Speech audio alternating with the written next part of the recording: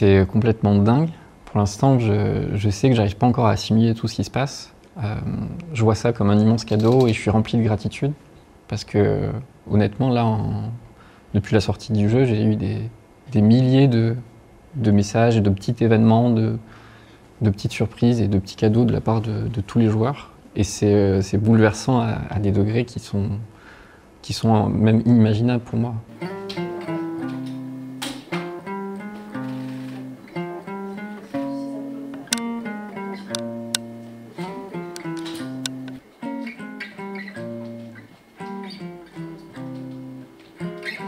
C'était la collaboration rêvée, dans le sens où j'ai eu la liberté la plus totale sur le jeu.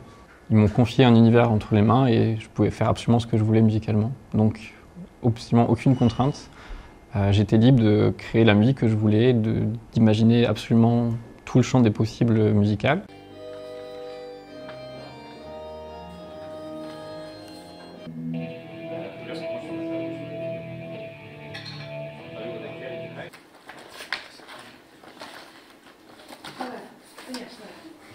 Moi, j'ai pas eu du tout d'appréhension parce que j'aime pas les frontières entre les choses, donc je me suis pas du tout posé la question. Par contre, oui, effectivement, bah voilà, des fois dans mon milieu baroque, j'ai eu des collègues qui m'ont dit « Oh, c'est rigolo, tu fais du jeu vidéo », mais ça reste rigolo. Bon, maintenant, ce qui est bien, c'est que maintenant que ça a pris de l'ampleur, les gens se rendent compte aussi que ça peut être intéressant.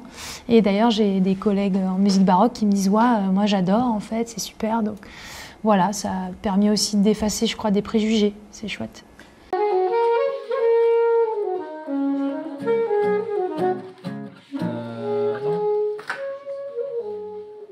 C'est un petit peu une toile vierge avec plein de choix possibles, plein de décorations possibles. Donc j'ai vraiment aimé le côté créer quelque chose sur mesure pour des milliers de petites parties. Et puis comme je suis un joueur de jeux vidéo, je sais ce que ça représente pour les joueurs. Quand on me donne dans les mains la possibilité d'écrire un thème de boss final ou un thème de personnage, je sais que c'est quelque chose qui va accompagner la vie du personnage et la vie des joueurs pendant des décennies.